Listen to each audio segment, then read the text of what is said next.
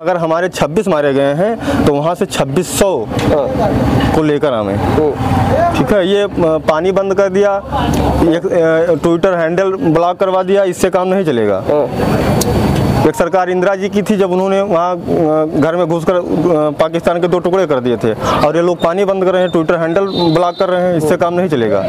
ये news India में आप लोग का स्वागत है। यदि आप हमारे चैनल पर नए हो तो हमारे चैनल को सब्सक्राइब करिए और बेल आइकन भी प्रेस करिए, और हमारे फेसबुक पेज पे देख रहे हैं तो हमारे पेज को फॉलो करिए। आज की खबर बता दें, उत्तर प्रदेश श्रावस्ती में थाना इकौना के अंदर एक लगता है समगड़ा चौराहा, जो कि पहलगाम में हम आतंकियों ने जो हमला किया है उसी को लेकर जो है पूरे देश में और प्रदेश में जो है कैंडल मार्च निकाल रहे हैं, और 26-27 लोगों की जो मृत्यु हुई है, दर्दनाक जो है उनको मार दिया गया, हत्या कर दिया गया है, जो उनके लिए आत्मा को शांति के लिए जो है काफ़ी लोग जो है कैंडल मार्च निकाल रहे हैं। और इसी तरह जो है पूरे प्रदेश में और पूरे भारत में जो है कैंडल मार्च निकाल रहे हैं, और इस तरह की घटना को लोग बहुत निंदा कर रहे हैं, जो कि ये बहुत गलत घटना हुई है इस तरह की। इससे पहले जो है कश्मीर में देखने को मिली थी इस तरह की घटना। हमारे साथ में कुछ यही समगड़ा के जो लोग हैं जुटे हैं, इनसे बात करेंगे, और ये लोग कैंडल मार्च क्यों निकाले, कारण क्या था, और क्या प्रदेश और सरकार को क्या संदेश देना चाहते हैं इस चीज़ को लेकर, हम इन्हीं से जानेंगे। क्या नाम है भैया आपका?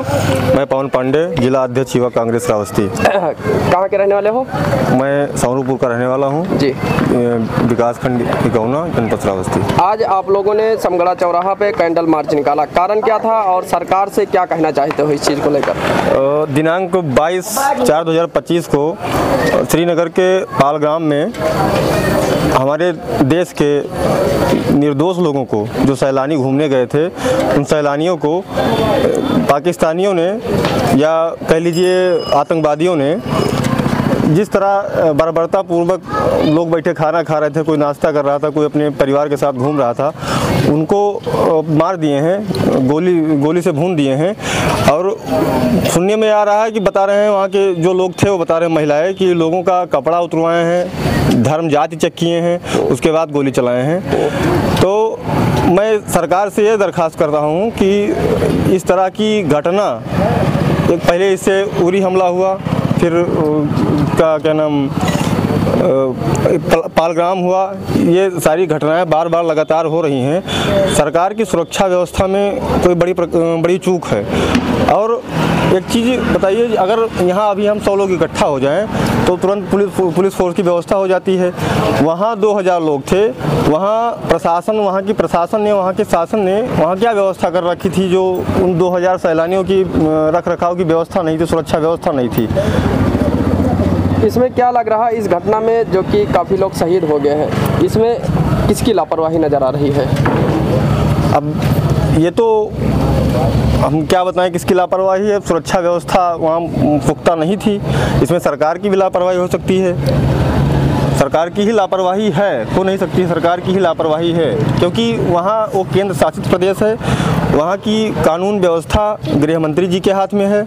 और अगर इस तरह की कोई वारदात हुई है, सुरक्षा व्यवस्था को लेकर चूक हुई है, तो उसमें निश्चित जिम्मेदार गृह मंत्री जी हैं।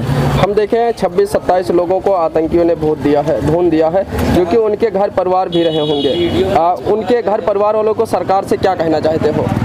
उनके घर परिवार वालों को, मृतकों के परिवार वालों को सरकार कम से कम 10-10 लाख 10-10 करोड़ रुपए की का मुआवजा दे, और जो पीड़ित हैं, जिनका इलाज चल रहा है, उनका भी सरकार आर्थिक सहयोग करे। और मैं उन सभी पीड़ितों के लिए जल्द स्वस्थ की कामना ईश्वर से करता हूं, और जो मृतक हैं उनकी आत्मा के लिए शांति करता हूं। पहलगाम में हम देखते हैं काफ़ी दूर दूर से लोग घूमने के लिए आते हैं, और वहाँ इस तरह जो है आतंकियों जो है हमला करके और काफ़ी लोगों को मार देते हैं। आतंकियों का इसमें जो कि ना कोई मजहब होता है, ना कोई जात होता है, उसमें कुछ हिंदू मुसलमान का भी मामला आया था, इसमें कितनी सच्चाई है? नहीं, वहाँ जो लोग थे, एक भाजपा नेता ही थे, अब नाम नहीं पता है, उन्होंने खुद बयान दिया है, मीडिया के सामने स्टेटमेंट दिया है आके, कि एक मुस्लिम घोड़े वाला कोई था, जब वहाँ गोलियां चलने लगी, थोड़ा अलग थे वो मुस्लिम घोड़ा वाला, वो अपनी पीठ पर लाद लेकर उनको जो है वहाँ से सुरक्षित बाहर निकाला है। तो इसमें हिंदू और मुस्लिम की कोई बात नहीं है। कट्टरता हिंदू के अंदर भी है, कट्टरता मुस्लिम के अंदर भी है। अब इसको कट्टरता की नज़रिया से ना देखकर इसको केवल और केवल देश पर एक घातक हमले के रूप में देखा जाए। जो आतंकियों ने हमला किया है, उन लोगों के लिए सरकार से क्या कहना चाहते हो? कि वो लोग पकड़े जाएं, क्या वो पकड़े ना जाएं। जी। सरकार से मैं कहना चाहता हूं कि अगर हमारे 26 मारे गए हैं तो वहां से 2600 को लेकर आवें। ठीक है, ये पानी बंद कर दिया, एक ट्विटर हैंडल ब्लॉक करवा दिया, इससे काम नहीं चलेगा। एक सरकार इंदिरा जी की थी, जब उन्होंने वहाँ घर में घुसकर पाकिस्तान के 2 टुकड़े कर दिए थे, और ये लोग पानी बंद कर रहे हैं, ट्विटर हैंडल ब्लॉक कर रहे हैं, इससे काम नहीं चलेगा। एक के बदले 10 चाहिए मुझे। तो इसमें कोई कमजोर नज़र आ रहा है?